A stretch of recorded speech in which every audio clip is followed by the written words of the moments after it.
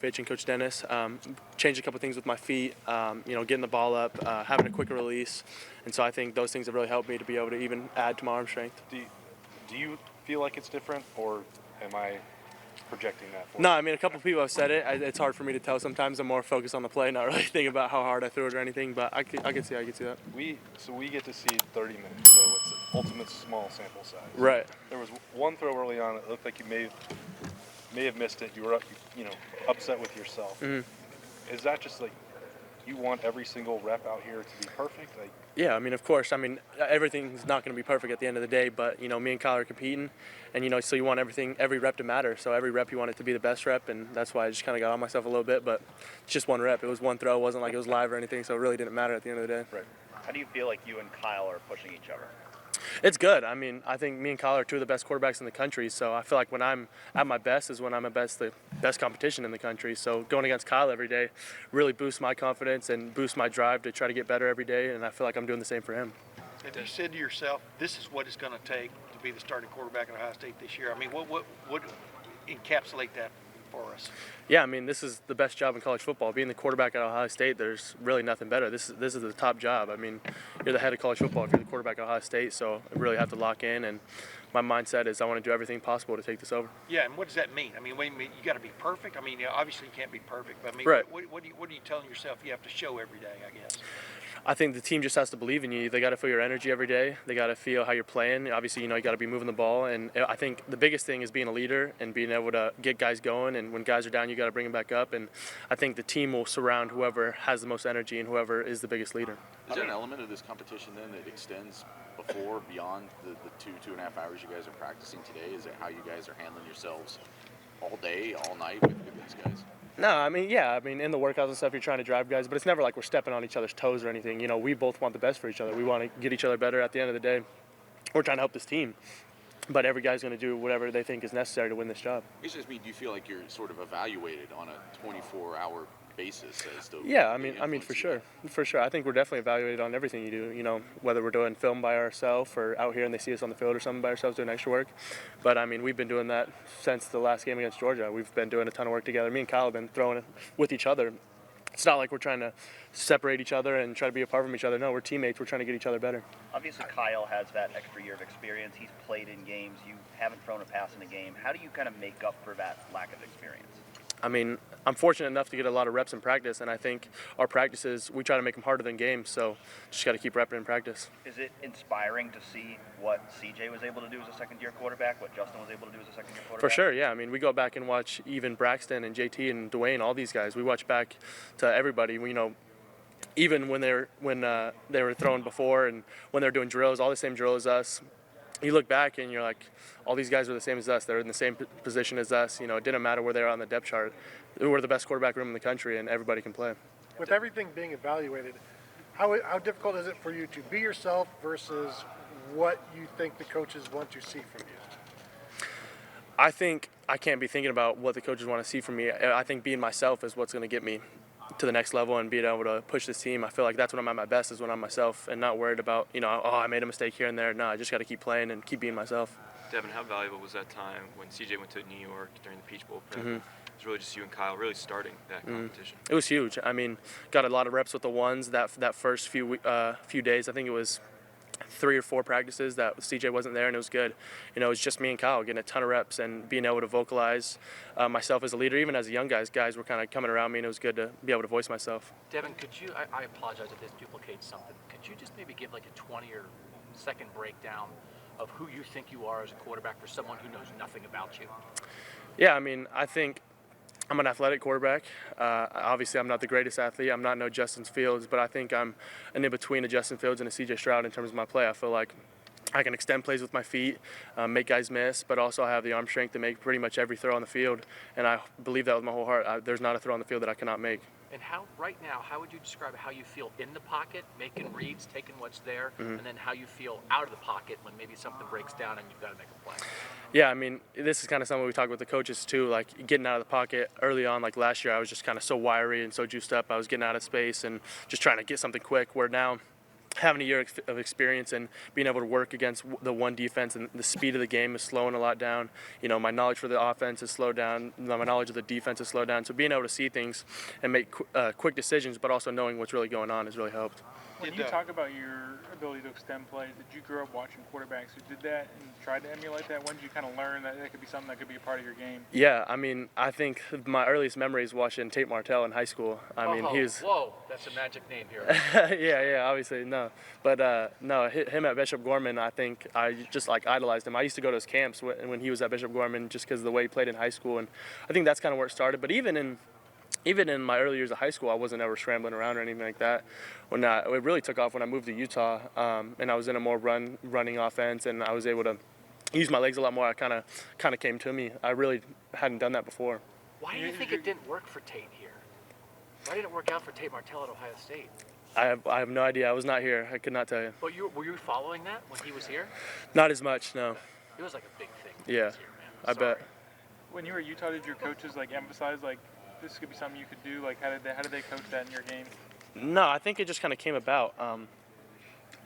We had a quarterback runs in the offense, and I didn't have that in Arizona. We were all like under center and pro style stuff with Coach Jermaine. So when I got to Coach Care in Utah, it was more spread offense. A lot of throws.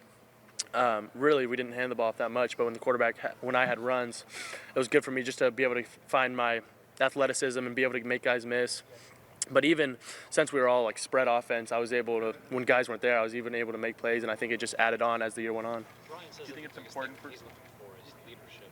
How do you balance that without having played a game, significant minutes in a game, and find your voice and get the guys to trust you before the season starts? Yeah, I mean, it started in winter workouts. I started being able to lead guys in these workouts, in mat drills, being able to voice and get guys going when things got hard. I think that started early on for me, and so I think guys kind of know I have a voice now, and then stepping into this role as a quarterback, potentially being a starter quarterback, guys are kind of surrounding me more, and as the play keeps going on, they just want to see who's going to play the best, and once they see who can play the best and who's got the most confidence, and they'll kind of surround that guy, and that guy can keep him going. How does it work where maybe you guys are both? How long did that take to happen to gain that trust and to find your voice? Yeah, I mean, it took a long time because obviously CJ was here, so being a guy behind CJ, it's like it's CJ's team. You're really not trying to push your boundaries or anything. But you were talking about when he was gone in New York, I was able to kind of step into that role and just start building, and it just kept on building throughout the winter. How does it work where maybe both of you guys are trying to establish yourselves as leaders at the same time? Competing, but trying to work together. What's that dynamic like? I mean, we both know what the situation is. There's no hard feelings between us. We're both just. We've been very good about it. Like, we're not trying to separate each other from anything. We're like, if this guy's got it, he's got it. Go ahead, step in. Or, like, even just getting extra work. Me and Kyle would just text each other, like, hey, let's throw this day, and let's get all the receivers together. We're not trying to, like, fight over receivers or anything like that, fight over taking reps. Like, no, we just want each other to get better. Devin, what has Tristan brought to you guys in Monroe? Tristan's been great. I've known Tristan since I was a little kid. I used to go out to like the Steve Clarkson camps when he was out there, and when he was just about to go to Nebraska. So it's kind of funny. We trained with the same quarterback coach out in Arizona, Rudy Carpenter. So I've kind of had that relationship for a while. And he's an older guy. He's got a lot of game experience. He's done a lot of things in college. I mean, this will be his 7th year, I believe. He's 24 years old. He's been to 3 different schools now, so he is able to kind of verbalize things to me and give me a lot of different opinions on things and kind of mentor me. It's been really good. Did you guys talk at all before he came here when he was deciding where to go? Yeah. No, yeah. He kind of came to me, or the real reason he kind of came here was probably because of how I kind of talked to him and got the coaches involved with him, really. Devin, is there a bigger physical adjustment between year 1 and 2 or a mental adjustment? Where do you think you are right now between last year and now? Yeah, I think last year was the biggest thing was my physicality and getting size and speed. Now where I'm in like the 215 range, I got my size on me. I feel like I still have my speed. The biggest thing was mentally this offseason, really diving into the offense, diving into what defenses do. And I feel like now it's kind of becoming second nature, and so I can just come out and play. What were you last year? Weight? At the end of the season, I was like 208, 210 maybe. I think I got here at like 180, and then kind of throughout the season I was still like in the 200 range and finished off at like 210. Does 215 feel right to you? Do you want to get a little bigger? Or is that... Yeah, I feel like I can definitely add some size in my legs. I feel like there's still room to go as long as it's the right weight and I'm not losing speed or anything. How does that change you as a runner, maybe? I think it just adds to it. I feel like this. Obviously, I need the size when I'm running the ball. I'm not going to be getting banged up as much or taking as many injuries like that. If I'm bigger, I can take those hits. Are quarterback competitions fun, stressful? Like what's it like to be in one? I mean, all of the above. Obviously, it's going to be a little stressful because we're trying to win the starting job at Ohio State, so there's a little bit of stress with that. But at the same time, like, what should I stress about? I'm in a great situation. I'm at the best school in the country. I'm on the best team in the country. And the chance that I have to be able to become a starting quarterback at Ohio State, like, there's nothing more I can ask for. And I just want to keep going, keep playing, and just try to get myself better. Do you view this spring as like, this is my opportunity, Yeah. and if I don't win, I've got to explore my options? No, not at all. I'm a Buckeye through and through, and I just want to keep going. Obviously, I would like to win the starting job, and I just want to keep doing everything I can to do that. Has Coach Day said anything about a pecking order entering spring, Devin, as far as quarterback? You guys are equal, and you see how it plays out? Yeah, everything's equal. I mean, every rep has been split. Kyle takes the ones, then I'll take the ones. It's just back and forth. Everything's equal. When you think about what the quarterback position at Ohio State has been lately, especially since Ryan Day got here, Dwayne Haskins to Justin Fields to CJ to what you guys are doing now, how would you describe it? Like, what does quarterback play at Ohio State mean to you? What do you think it means to college football?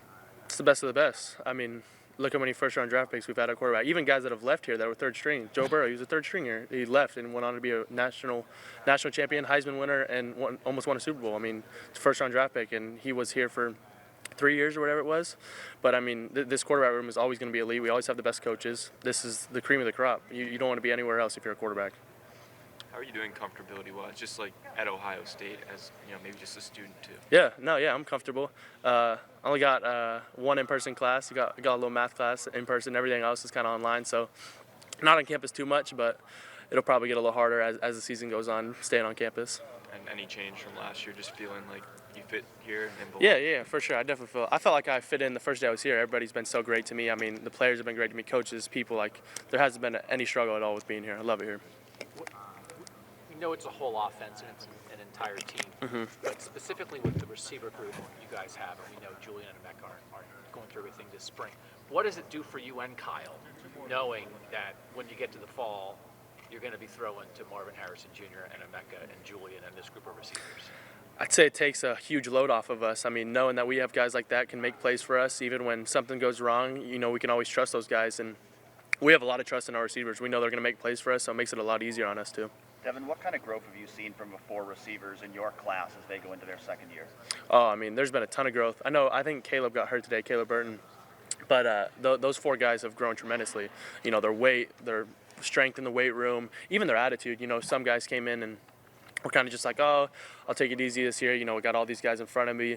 But, I've kind of been staying on those guys and no, you got to go now. We got to keep grinding. And, if you're not going now, you're not going to be able to go when your time's up. So it's been a big curve for them, and they've been doing really good. Do you think there's a sense of urgency kind of throughout your whole class of now that it's year 2, if it's go time? Oh, yeah, for sure. And they feel everybody around them. I mean, they know they got great players in front of them, and they got great players behind them, so they got to keep pushing themselves every day to be the best. One last question for Devin, if anybody has one. This has been, when Justin Fields was here, this came up with Ryan a lot. Justin, I think, sometimes wants to hold the ball and make plays and doesn't want to give up on something. And Ryan would say, hey, if it's not there, just throw it away. Yeah. What's the balance in your mind for any quarterback between I want to try to keep this play alive as long as I can versus, hey, maybe it's not going to happen, chuck it out of bounds and live to fight another day? I mean, it really just depends on the play. The biggest thing maybe coaches is just get through our reads. We've been really good about learning these plays and schematically knowing when to get backside or when to find our checkdowns and when to make something happen. And we're trying to just make every decision as quick as possible. So that's been the biggest emphasis, is just get the ball out. If not, throw it away, get down, make a play happen. So they've just been hammering us with that. Devin, thank you very much.